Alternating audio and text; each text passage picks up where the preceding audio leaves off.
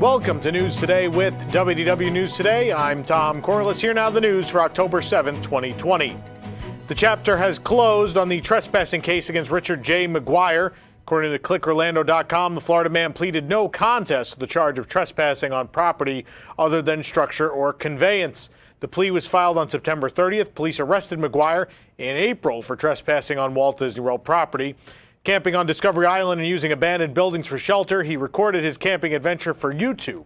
At the time, McGuire called the islands his tropical paradise.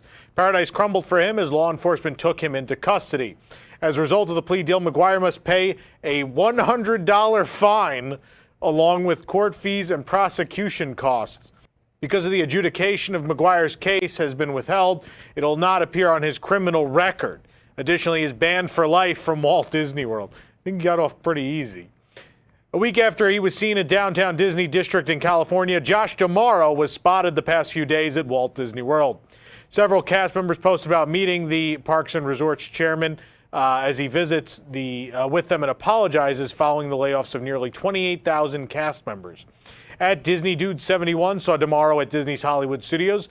DeMuro was promoted from his Walt Disney World Resort president to chairman of Disney Parks Experience and Products earlier this year and has been known to pose for socially distanced selfies with guests.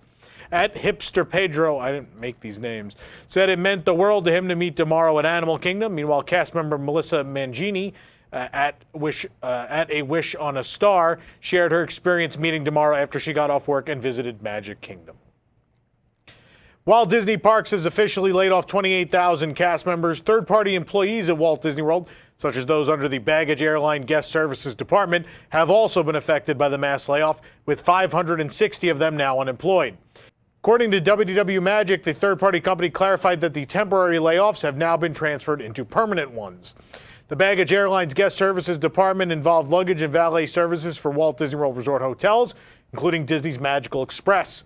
The Walt Disney Company restored the salaries of its senior executives in late August, as you may remember, when thousands of cast members were still on furlough. And now, of course, thousands of them have been let go. As always, we encourage you to help cast members during this difficult time by making a donation to the Cast Member Pantry.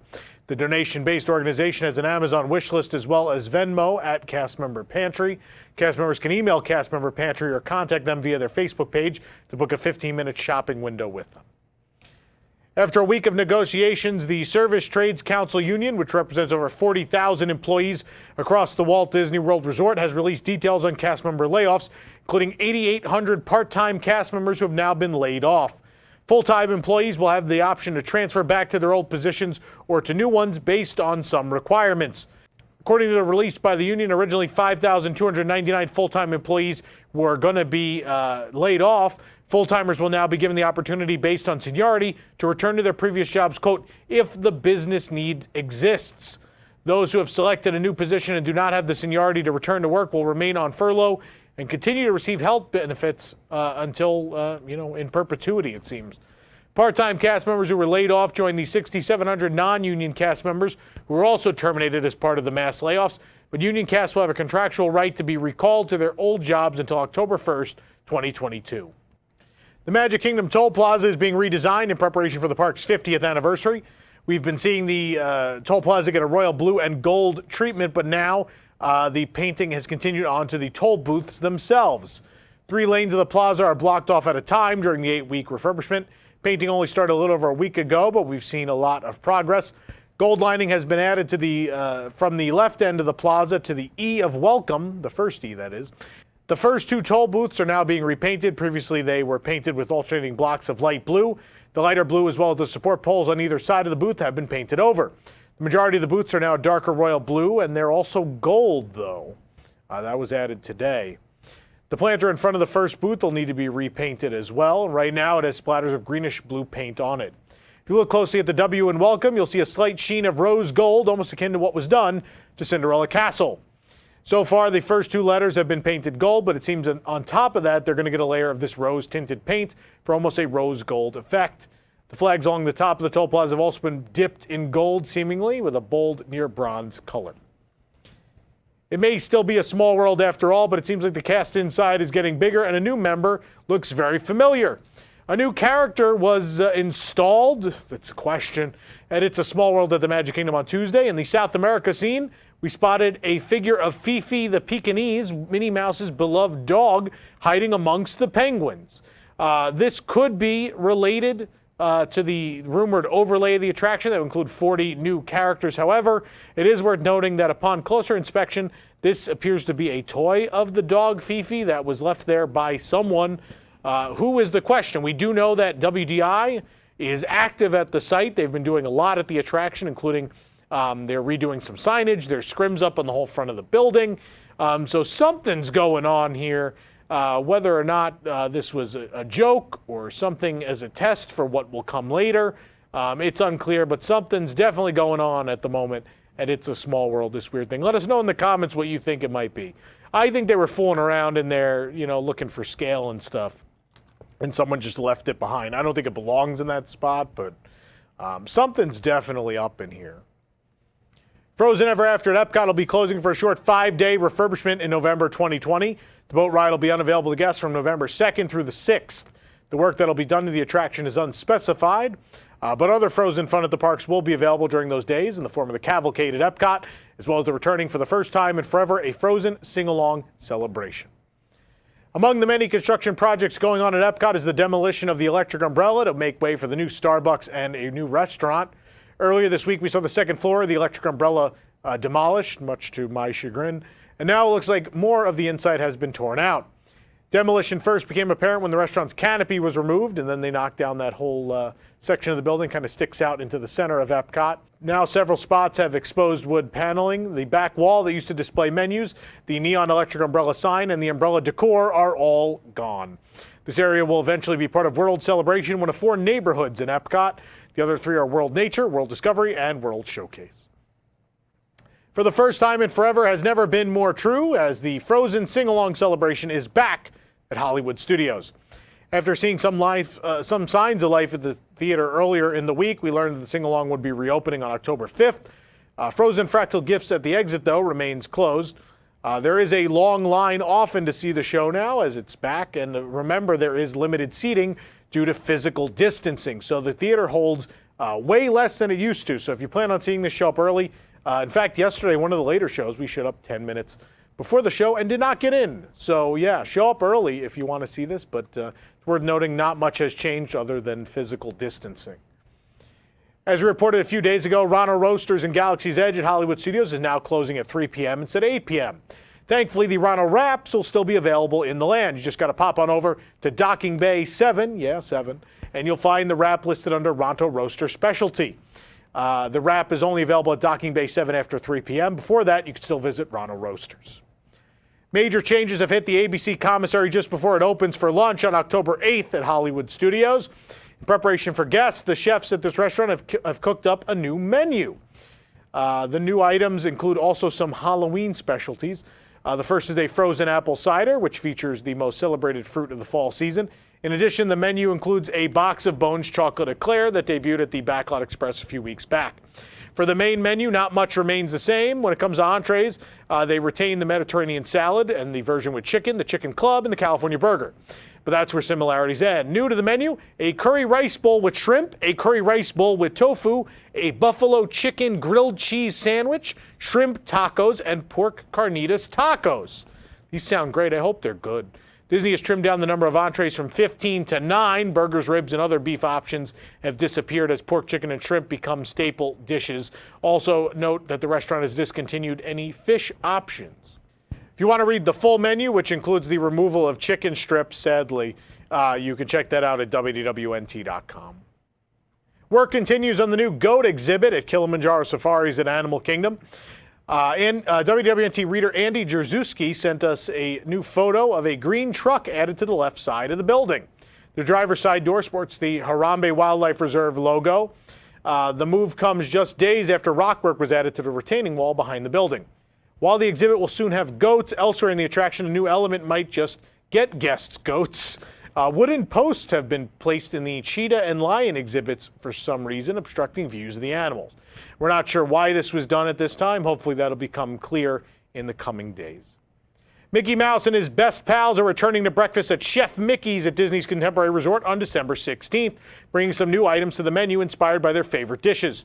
Along with traditional breakfast favorites, you'll be able to try the new Mickey Celebration Pancake, featuring whipped cream, celebration sprinkles, shimmering pixie dust, and more. For something a bit more savory, they're adding the loaded potato cheese casserole, topped with smoked bacon crumbles and chives. And last but not least, Goofy's Banana Bread French Toast will combine unique flavors of banana bread baked in zesty orange-scented French toast batter, topped with espresso mascarpone cream, toasted bananas, and chocolate crumbles. And if you can't decide on which ones to try, don't worry, you'll be able to taste all three as part of an all-you-care-to-eat family-style feast with other traditional breakfast favorites. When Mickey and friends return, of course, the experience will look a little different, but you could still expect to smile, wave, and make unforgettable memories with some of your favorite characters as they parade through the contemporary resort restaurant. Reservations for Chef Mickey's Character Breakfast will open on October 17th based on availability. As a signature dining experience located at the Grand Floridian Resort and Spa, Narcosis promises to deliver the very best in fine dining. Wondering if the experience was worth the cost, we decided to return to Narcosis for its opening. For me, it would be my first meal there in 19 years. The restaurant is located on the waterfront of the Seven Seas Lagoon, providing scenic views of the water and the Magic Kingdom across the lake. Narcosis is advertised to offer coastal American cuisine with traditional combinations of steak and seafood. To read our full review, head on over to WDWNT.com, including my personal favorite, that Kids S'mores dessert, which you're looking at now, which is really fantastic. Grab your putters because Disney's Winter Summerland miniature golf course reopens November 6th. With the fall and winter seasons approaching in Florida, Disney's Winter Summerland will reopen to guests. At Walt Disney World Resort, Winter Summerland offers two uniquely themed 18-hole courses, each with their own distinct musical soundtrack. And as the name suggests, the first course draws inspiration from the winter season, including snowy castles and ice hockey rinks. The second course represents all things summer. Guests navigate surfboards, sand sculptures, and even a melted snowman. And as Winter Summerland reopens next month, Fantasia Gardens Miniature Golf Course will close for the season. This is not a normal thing, by the way. On November 5th and reopen on January 31st, 2021. We suspect to help with the ongoing construction of the cove nearby. There's music in the air once again at Disney Springs. Live music has returned to the common areas of the shopping and dining district for the first time. A cast member told us that performances began on Sunday. We spotted a performer at Waterview Park in the landing between Jock Lindsay's Hangar Bar and the Boathouse. Previously, we've seen live musicians playing inside restaurant establishments. This is the first time out in the common areas. Work has officially begun on the reimagining of Disney's Polynesian Village Resort, starting with the Great Ceremonial House, which will feature a refreshed exterior as part of its new look. You'll notice in the concept art that the number of cross beams along the top of the Great Ceremonial House is greatly reduced, with fewer beams creating a cleaner appearance. Well, that beam removal began today. Several of the beams off of one side were removed this morning. You're looking at that now. Of course, as we've been telling you over the last week, some things in the main lobby are closed. The front entrance is closed. Check-in has moved to Pago Pago. All that fun stuff. You can check out our full update on the website, but the first cross beams have been taken down. Stage 17 at California Adventure, a flex space usually used for private events, character meet and greets, and previously Who Wants to Be a Millionaire? Play It, has reopened at the Disneyland Resort as the Backlot Premier Shop with an entrance in downtown Disney District. The Backlot Premier Shop's opening was only announced the day prior. That's why you haven't heard it on this show until now. The shop is an extended space for seasonal merchandise for World of Disney and other Disney shops, which means it's currently hosting Halloween merchandise. The idea here is to spread people out and help shorten those wait times.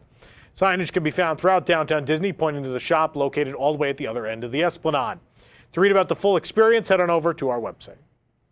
Just days after the California Governor Gavin Newsom postponed the long-awaited reopening guidelines for theme parks in the state, it seems like little progress has been made. In Monday's press conference, Gavin Newsom ignored a question from the Associated Press about when Disneyland could reopen and instead focused on the second part of Beam's question concerning California's color tier system for reopening during the pandemic and its impact on local business. The Disneyland Resort, along with Universal Studios Hollywood, Knott's Berry Farm, SeaWorld San Diego, and other theme parks and amusement parks, recently pushed back on the planned guidelines, which would have restricted visits exclusively to guests who live within 120 miles of the park, can only reopen at 25% once their county reached the least restrictive minimal risk level, likely keeping parks closed for weeks or even months, possibly even reaching into 2021. As part of the postponement, California Health and Human Services Secretary Mark Galey stated, quote, "Given the size and operational complexities of these unique sectors, we're seeking additional input from health, workforce, and business stakeholders to finalize this important framework, all leading with science and safety. This morning, I think earlier today, Newsom said something to the effect that he wouldn't make any stubborn decisions in response to being pushed by the California theme parks. But this is getting uglier and uglier every day, and now it's just like I don't think I could use that term on this show, but it's getting petty. It's getting petty real fast, and it just seems like he's pushing things off just to be difficult now. We'll see what happens. Although attendance has been fairly steady at Tokyo Disney Resort since its July 1st reopening, the resort clearly isn't pulling in enough money just yet. We won't find out until the Q2 financial results later this month just how much the OLC is hurting, but the latest decisions they've made are making it clear that the resort will be hurting for a while. Last month, winter bonuses were slashed by 70% for office workers, and dancers are being asked to retire or transfer to different departments. Now the latest sign that things aren't getting well has been revealed. Most atmospheric entertainment at both parks, as well as a permanent stage show, have been cut. The highest profile cut by far was Hello New York at the Dockside Stage in Disney Sea. Introduced only in July of 2018 as part of the 35th anniversary celebration, the show was quite popular, but generally failed to draw crowds with day guests. The premise was that Mickey, Minnie, Pluto, Donald, Daisy, Chip, and Dale were visiting New York City, exploring the cultural and tourist spots like Central Park and Broadway. You can, in fact, watch the Christmas version of that show right here on our YouTube channel. Other cuts include a lot of these small atmospheric acts. They had like a fake handyman that would go around. They cut the, I think it's the Diamond Sisters, which is a cute little flapper girl act in American Waterfront. A lot of that stuff lost. The full list on our website. While all seasonal events were canceled at Tokyo Disneyland and Disney Sea through March 2021, the Tokyo Disney Resort has revealed a reduced Christmas celebration that will cover both parks and holiday decor and feature special food and entertainment from November 10th through December 25th. Aside from the special greeting parade overlays, most of these food and merchandise items are the same as last year's. Save for the replaced welcome sign, the main entrance will feature the same banners, garland, and trees as last year. Areas throughout the park will also be covered in garland, trees, and lights to celebrate the magic of the season. Additionally, the Mickey floral at the park entrance will be transformed into a special Santa Mickey. The chocolate churro, an annual holiday favorite, will also return, thank God, along with special set at Blue Bayou. Both items go on sale November 2nd, ahead of the other festivities. Mickey and his friends will greet guests in a special holiday overlay of the Mickey and Friends Greeting Parade, likely featuring their Disney Christmas Stories costumes. Just like at Tokyo Disneyland, Disney Sea will feature seasonal decor that'll cover the park as well. There is no mention of whether or not the big Christmas tree in American Waterfront will go up or not. But some favorites will return from last year, including the special set at Horizon Bay Restaurant. There'll also be a special holiday set at Magellan's, Ristorante di Canaletto, and the SS Columbia Dining Room. Just like at Disneyland, all food items will go on sale starting November 2nd. In a first for Tokyo Disney Sea's Harbor Greeting, the Mickey and Friends Harbor Greeting will receive a holiday overlay featuring Mickey Mouse and Friends along with Santa Claus. The greeting will sail through the harbor 3 times a day. The Tokyo Disney Sea Maritime Band will also play holiday songs throughout the season.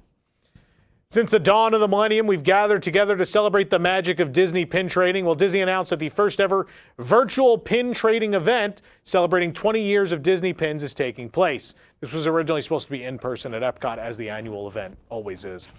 On November 13th and 14th, fellow pin traders can unite and connect to share some of the greatest memories in a whole new way.